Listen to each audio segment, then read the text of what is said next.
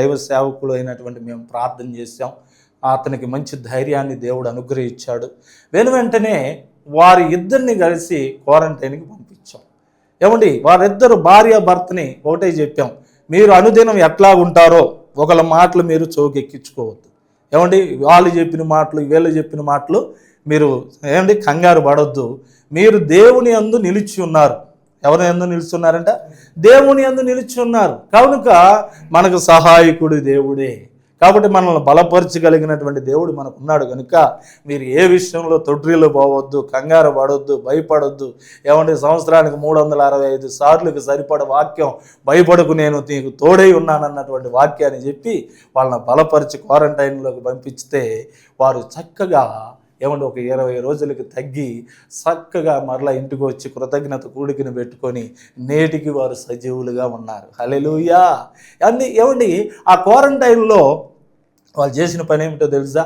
అందరితో పాటు వెళ్ళటం, యోగా చేయటం, చక్కగా ఏమంటే టిఫిన్ చేయటం, చక్కగా వారి గదిలోకి వచ్చేసి మోకాళ్ళు వేసి ప్రార్థన చేశారు. హల్లెలూయా. అయితే ఆ సమయంలో మరొక చాలామంది కరోనా ఏమంటే స్తంభించిన వాళ్ళు అందరూ ఏం చేశారు? డాక్టర్ల దగ్గరికి వెళ్ళారు. డాక్టర్ల మీద ఆధారపడి ఆ డాక్టర్లే మమ్మల్ని కాపాడగలిగిందని డాక్టర్ల దగ్గరికి పోతే ఆ డాక్టర్లు ఏం చేశారో తెలుసా? అదే సందర్భంలో వారందరినీ హాస్పిటల్లో జాయిన్ అయినటువంటి పేషెంట్ల మధ్య మోకాళ్ళు వేసి దేవునికి మొరపెట్టారండి. హల్లెలూయా.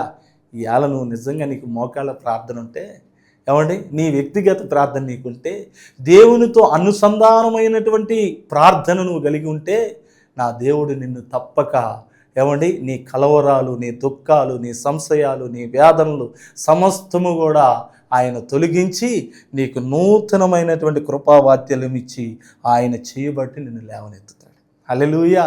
ఎందుకు ఈ మాట చెప్తున్నానంటే, ఏమంటే సామెతల గ్రంథంలో ఒక మాట ఉంటుంది, కృంగిని వారిని ఆయన లేవనెత్తే దేవుడు. హల్లెలూయా.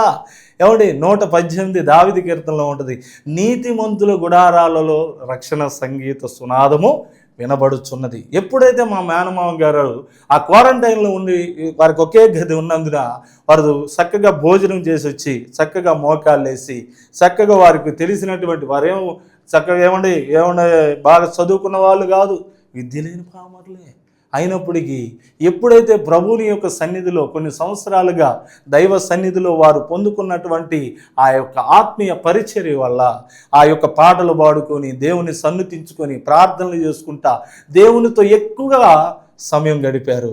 వారిలో ఉన్నటువంటి రోగమంతా కూడా మటుమాయమైపోయింది. ప్రియమైన దేవుని బిడ్డ, ఈరోజు దేనికి కంగారు పడతా ఉన్నాం? దేనికి వేదన పడతా ఉన్నాం? అందుకే ప్రభువారు అంటున్నాడు, నన్ను బలపరచువా అని అందే సమస్తము నేను చేయగలను. ఆ సమయంలో కొంతమంది ఒక వ్యక్తికి మా సొంత ఆయన కూడా ఒక మేనమామే, ఆయన మరలా ఆర్ఎంపీ డాక్టరు, అయితే ఆయన కూడా హాస్పిటల్కి వెళ్ళాడు.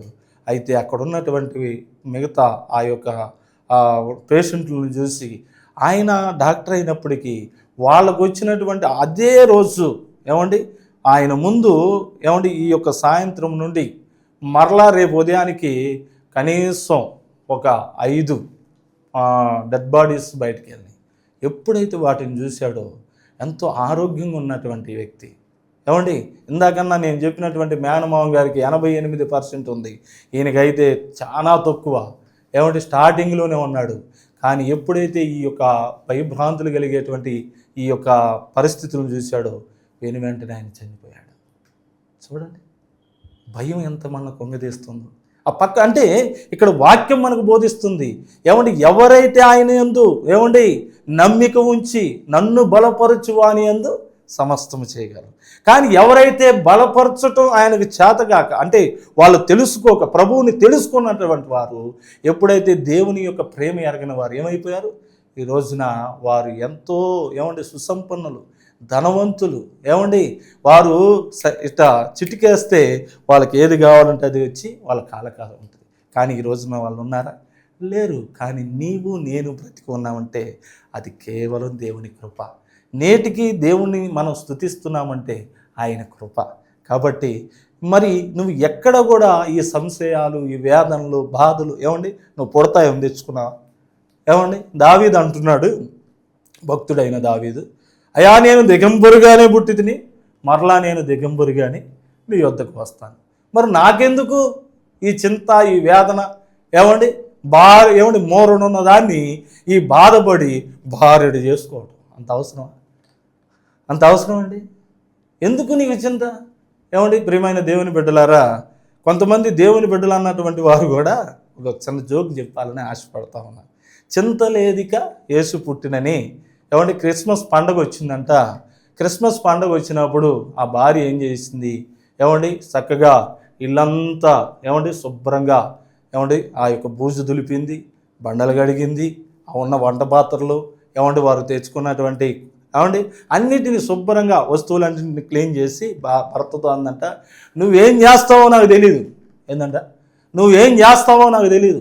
క్రిస్మస్ పండగకి నాకు నూతన వస్త్రాలు కావాలి, నూతన పిండి వంటలు కావాలి, నూతనమైన ఏమండి నాకు సమస్తము కూడా కావాలి కనుక నీవు ఎక్కడ అప్పు తెస్తావో నాకు తెలీదు, నేను క్రిస్మస్ పండుగ చేయాలన్నా.